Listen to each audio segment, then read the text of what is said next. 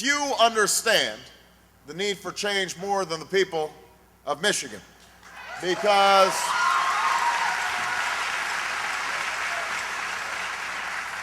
while we've been talking about recession in this country for a few months now, Michigan has been living with it for a very long time. Michigan has the highest unemployment rate in the nation.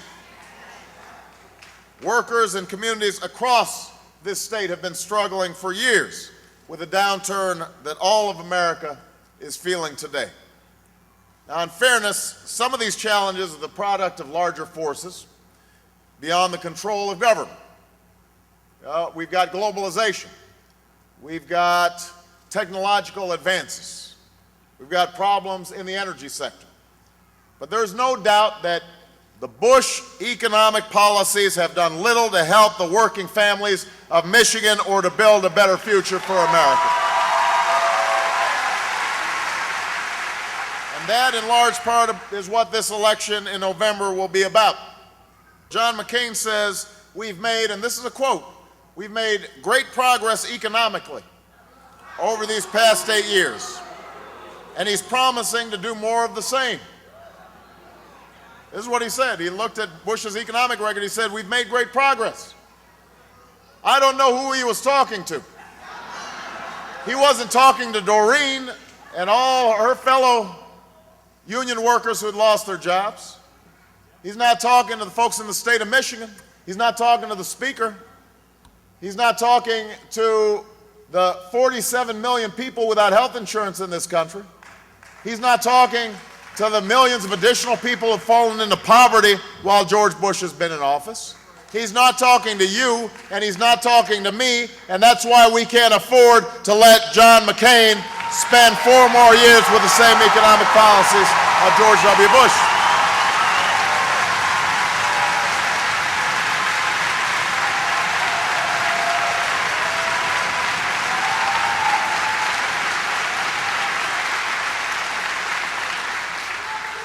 Understand, since George Bush took office, we've gone through the first period of sustained economic growth since World War II, where the average income of an American family had actually gone down by $1,000. Think about that. Even when corporate profits were up, even when the economy was growing as a whole, your average wages were going down by up to $1,000. 7 million more Americans don't have health care. 1 million more Americans are out of work. Millions of families are facing foreclosure because nobody was regulating the mortgage lending industry. You are working harder. You're working harder for less. You're paying more for everything from college tuition to health care premiums, to a gallon of milk, to a gallon of gas. Now, to me, that is not great progress. That is a cause for concern and an impetus for change. Yet Senator McCain wants to double down on the Bush economic plan, rather than reforming an unfair tax system and offering the middle class some relief. He's offering more tax loopholes for corporations and the wealthy that we just can't afford, rather than making health care affordable for every American, like I've proposed. He's offering a health care plan that puts coverage at risk and that's designed for folks who are healthy and wealthy. Rather than standing up for robust trade that works for all Americans, as I do, he's supporting more trade deals that work for Wall Street but not for Main Street. Understand, there's a reason the problems we face today are so much bigger than they were several years ago. A big part of it is that George Bush and John McCain have been so focused on pursuing a flawed and costly war in Iraq that they've lost sight of the problems that have been mounting here in Michigan and here at home. They have not been tending to the issues here in Michigan, here in Troy, here in the United States of America.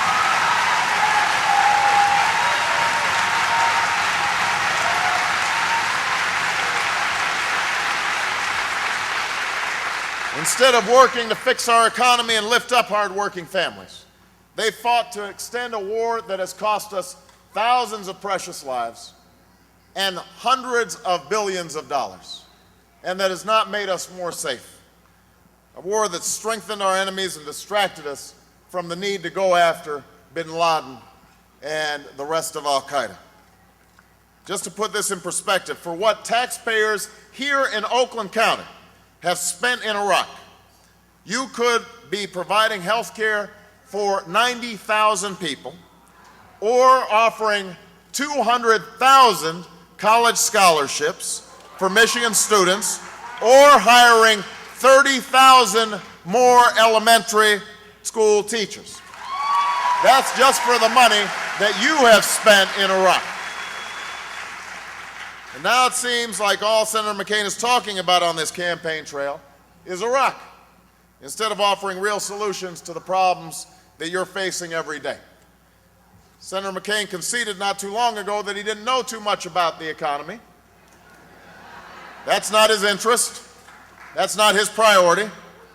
But I want you to know, Troy, Michigan, it will be my interest and it will be my priority when I'm President of the United States of America.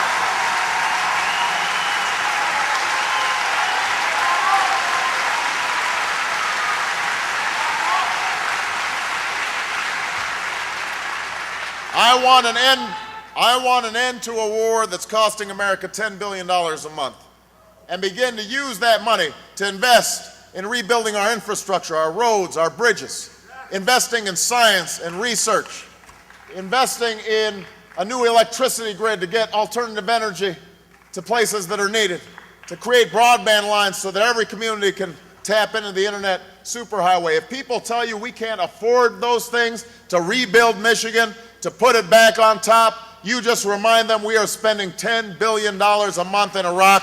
We can spend some of that money right here in Troy, Michigan.